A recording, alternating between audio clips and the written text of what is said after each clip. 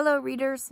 We've been talking a lot about figurative language in class, and a lot of this figurative language is very culturally specific, which can make it hard for us to explain or understand very easily. So, today I wanted to discuss some figurative language that comes from my sport. I bet you didn't know I had a sport, did you? But my sport is one that's cross-cultural.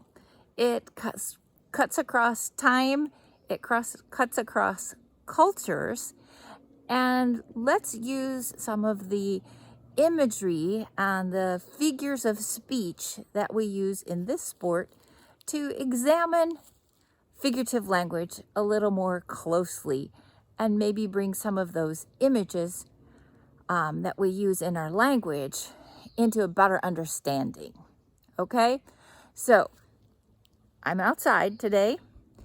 I'm at my range. So you play basketball on a court, you play tennis on a court, you play football or soccer on a pitch or a field. We have the baseball diamond. We swim in a pool. What do we do on a range? Hint, it's not guns this time. No, I don't do guns. Not anymore, anyway. So, can you guess what my sport is? My sport is archery. And I have an archery range in my front yard. Here are the pieces of equipment that I use to play my sport. So the first, of course, is my bow. Let me grab that here. This is a bow. Now, my bow is a more modern kind, one we call a compound bow, because of these wheels that are on the end that make it a little easier to pull the string. I have what's called a sight to help me aim. This little part right here we're looking at, that's my arrow rest. This is the string. And here we have the arms of the bow. Okay, now, of course, the next important piece are the arrows. They're in a standing quiver. If you see somebody with a container that they're carrying, that container is also called a quiver. But this is my standing quiver. And this is, of course, is an arrow. That's the tip or the point, the shaft. And down here we have the feathers or the fletching, and that tip, which is called the knock. We spell it N-O-C-K. The K-N-O-K, that's what you do on the door. Knock, knock, knock. N-O-C-K, knock.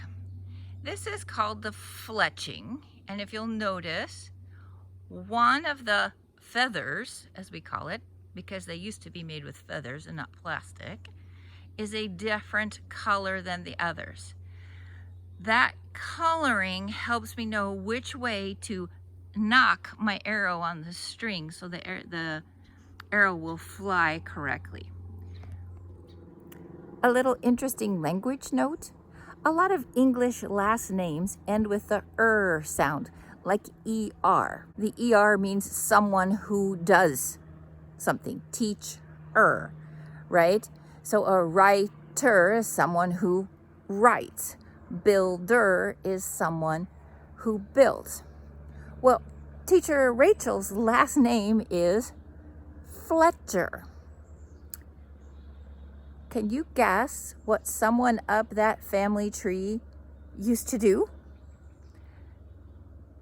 Yeah, someone up the family line of the name that Rachel's last name, Fletcher, used to make arrows. I don't know if Rachel knows that. Maybe you should tell her. The next piece of equipment is a safety piece. It's got leather and it's got a soft side here and straps. Can you guess what this is for? I'm going to show you in just a minute. This is called a release. And I want you to guess what this does as well. Remember, in English, a lot of our English words have more than one form. They can have a noun form and a verb form. So we call this as a release. That's the noun form of the verb release. What do you think its function is? It's got a trigger. It's got straps. I'll show you how this works in just a moment. And of course, the last piece is a target, something we shoot at. So the very center is what we call the bullseye. So the bullseye on this target is yellow. That X is what we call dead center. So when we're shooting, of course, we're shooting for dead center. And the further you get out, the less accurate you are. So we want to shoot into the yellow if at all possible. That's what we're aiming for. All right, I'm gonna take my target and go put it up on the backdrop over there. The backdrop is a couple bales of hay that we've set up to stop arrows so that they don't end up getting lost in the grass somewhere. So give me just a moment, we'll take care of that, and then we'll show you some shooting. Okay, you can see the target is ready, and since it's really hard for me to shoot, talk, and video at the same time, I brought an assistant. Ta-da! Meet my daughter, Kalila. She also shoots, and since we're about the same arm length, she can shoot my bow comfortably. So now, Kalila, can you show us the arm guard, please? This was what I told you was the safety equipment. Do you see this? Now it straps around the back there, and she has it on her arm like this. Why do you think that's there? Kalila, can you tell us what happens if you don't have it there? If you don't have it there and you shoot and your bow goes this direction, the string will hit your arm, and that hurts a lot. Yes, it does. It can leave some pretty nasty bruises. Okay, now on her other hand, Kalila has strapped the release. And she's going to show you how we use that in just a moment. We're going to let her warm up, and then I'll show you some shooting. Well, we were going to let her warm up, but obviously she doesn't need a lot of warming up. That was her first shot. Almost dead center. She's in the bullseye. See that? All right, so now let's go back and watch what she does. Okay, so the first thing Kalila is going to do is select an arrow from the quiver, and then she's going to knock it on the string.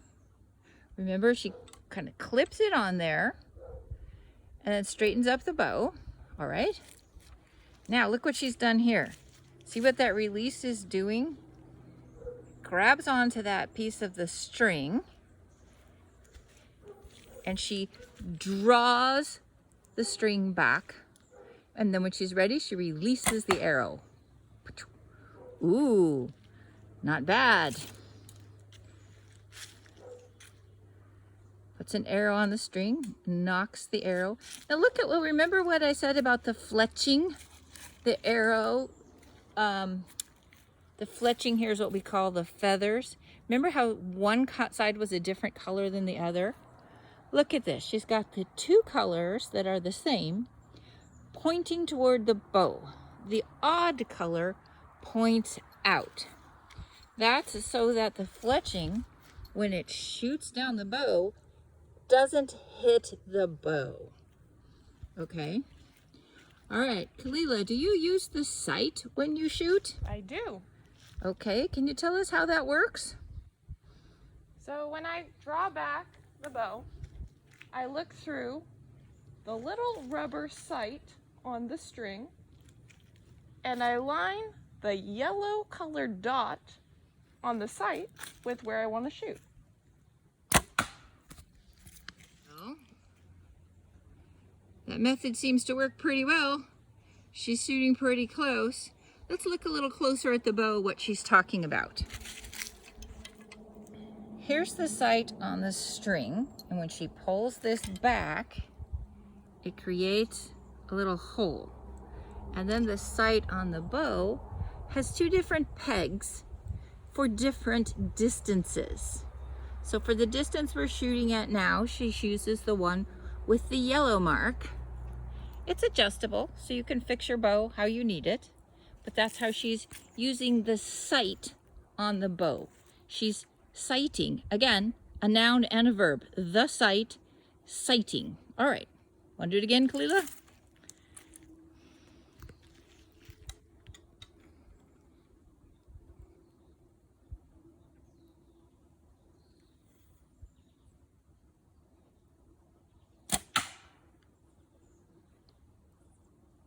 All right, one more, then we're gonna go look at the target.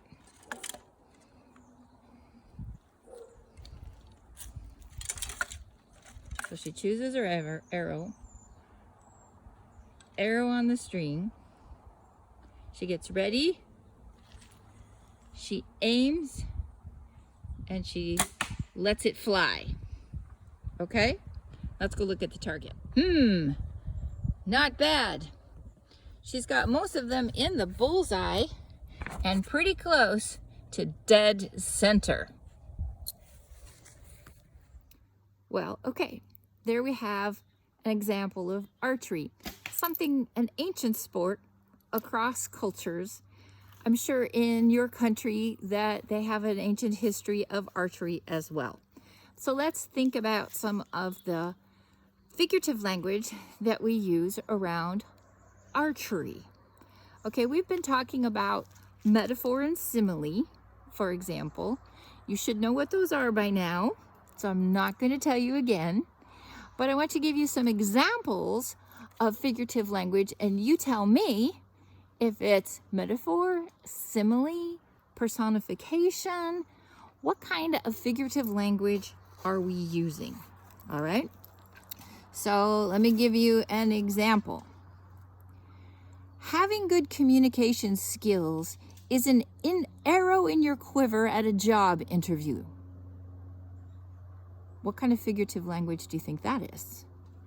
How about straight as an arrow? That means honest or reliable. What do we mean when we say let fly? Oh, let's say she was angry and she let fly at Jeff. What does let fly mean there? What kind of figurative language is that? How about her words were an arrow that went straight to my heart? What's that kind of figurative language? What does it mean? Okay. How about the bows sang, the arrows whistled? What would you call that? How about lower your sights? Think about that in terms of what we watched Kalila doing as she aimed. Aim high, on target. More imagery from our archery. So if we say he was right on target, when we're talking about someone's speech in a business meeting, for example, he was right on target. What do you think we mean when we say that? Let me think one more. Oh, here's an ancient proverb. See, what kind of language does this use? What kind of figurative language does this use?